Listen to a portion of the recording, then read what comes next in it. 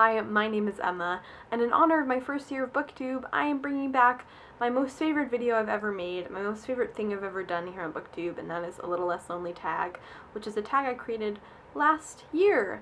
And it's a tag that brought me closer into Booktube and made me feel like I was a part of Booktube, and it also is a tag that allowed me and others to share the power and the importance of reading and books in our lives, in our emotional welfare, in our mental welfare, and all those other great welfare things. But anyway, this tag is a little serious. If you have not watched that original video, you can if you want. I have darker hair, if you're interested. But I wanted to bring it back because I have read so many great new books, and I have different perspectives on old books that I read before. And so I wanted to redo this tag. If you've already done this tag, you can do it again if you want. Pick different books, see what happens. I add another question to mix it up. But also, if you haven't done this tag, I'd encourage you to do it if you want to do it. I just think it's kind of like therapeutic and really great, and it's celebrating books in a very powerful way, and how, well, not saying the tag is powerful, but celebrating the power of books and the importance books can have in our lives. So hopefully this isn't too self-indulgent, but I thought I would do it because I like things that are cyclical, because I'm a lady, never mind. Yeah, and this tag really helped me. I was in a really bad place when I made it, and I'm in a much better place now, and it's interesting to have a different perspective, but still talk about the importance and power of books. Okay, so first question is a classic that seemed to get you. A classic that seemed to get you is a book that is deemed a classic. It can be modern to classic in the sense that it was written in the Greek and Roman times.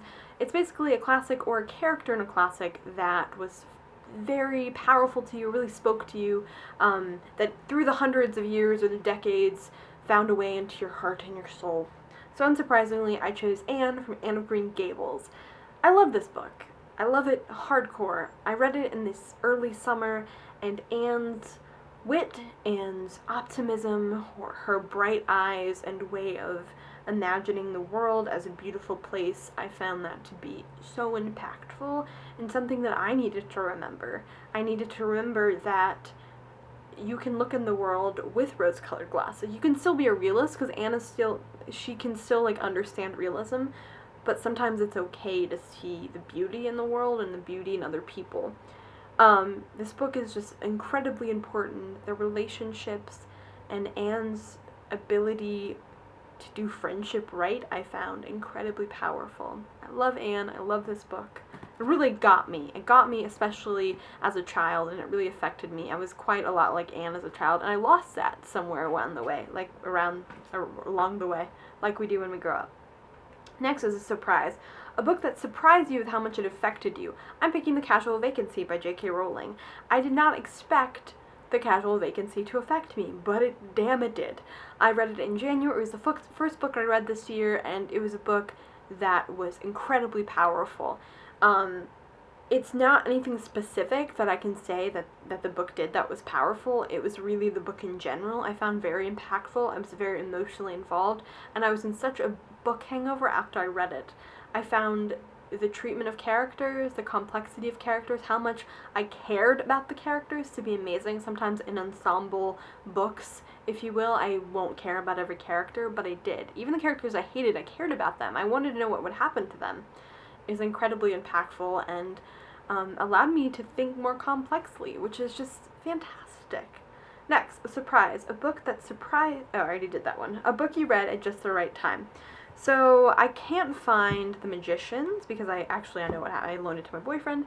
But The Magicians by Love Correspondent. I have The Magicians King right here, which I haven't read.